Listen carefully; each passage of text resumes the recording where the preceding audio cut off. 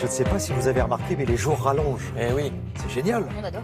c'est bien. Donc, C'est le printemps. En effet, et on sent que comme les beaux jours arrivent, il va y avoir pas mal de verdure dans les magazines. Je commence par de la verdure sérieuse. C'est un très intéressant hors-série de Science et Vie sur l'agriculture. Après le salon de l'agriculture au début du mois, quelle agriculture pour le futur, demande le titre, alors que vous le savez, certains agriculteurs français sont dans les plus grandes difficultés, les traditions sont à réinventer. Nous dit Science et Vie, numéro très complet, aussi bien sur l'histoire de l'agriculture depuis l'Égypte ancienne jusqu'au XXe siècle où on a hélas commencé à arroser les sols, vous le voyez à gauche, de produits chimiques divers et variés. Il y a même des visions d'horreur dans ce magazine. Par exemple, à droite, élevage monstrueusement grand aux États-Unis. C'est des vaches, les petits points minuscules, sur des centaines d'hectares, nourris aux granulés qui n'ont jamais vu un brin d'herbe. C'est comme ça aux États-Unis. Système très polluant en plus. Alors, comment faire pour nourrir 10 milliards d'êtres humains sans trop détruire l'environnement? On compte beaucoup, là encore, sur la recherche. Nous dit Science et Vie, par exemple, vous voyez ici des rizières et à gauche, un laboratoire de Montpellier a déjà trouvé une variété de riz qui a besoin de moins d'eau, par exemple, c'est déjà pas mal. Comment également maintenir la variété, ne pas vendre toujours la même race de patates, de tomates ou de poulets qui finissent par ne plus avoir aucun goût. Donc vraiment, c'est passionnant. Ça se lit comme un magazine People, c'est très simple d'accès, hors série de Science et Vie sur l'agriculture. Toujours la verdure, mais au jardin cette fois.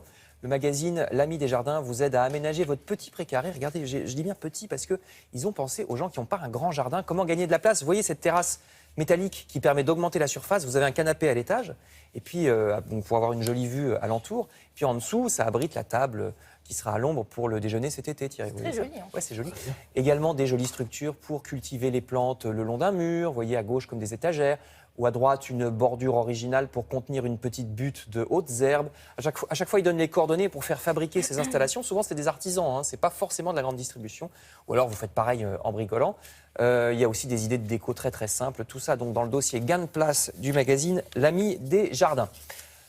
Pour de la verdure façon farniente, au bout du monde, cette fois, si vous avez les moyens, courez en Amérique du Sud, regardez en Colombie, où la sécurité s'est beaucoup améliorée, donc c'est devenu fréquentable pour les touristes. C'est absolument superbe. Ici, c'est une région avec une rivière au centre de la Colombie qui est connue pour ses algues multicolores. Vous voyez du vert, du rose, du rouge, tout ça dans un décor magnifique de forêt tropicale qu'on voit au-dessus. C'est le magazine National Geographic qui nous en parle. Même les animaux ont des couleurs incroyables. Vous voyez ce turquoise pour cette iguane. Le tourisme fait beaucoup de bien à ces régions parce que ça pousse à préserver la nature.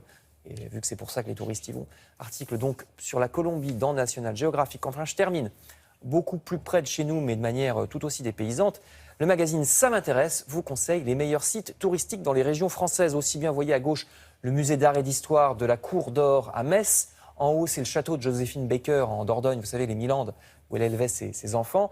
L'abbaye cistercienne de Royaumont dans le Val d'Oise à droite, ou encore le château de Valençay, près de Châteauroux, vous voyez à gauche. La grotte de Clamouze, près de Montpellier, le parc ornithologique de Villars-les-Dombes, près de Lyon. Donc tout ça pour vos week-ends printaniers, ça se trouve dans Ça m'intéresse et il y en a encore beaucoup d'autres. Et souvent, c'est accompagné par un son et lumière. C'est assez... Assez souvent, oui. Voilà. Merci beaucoup, Frédéric. À plus tard.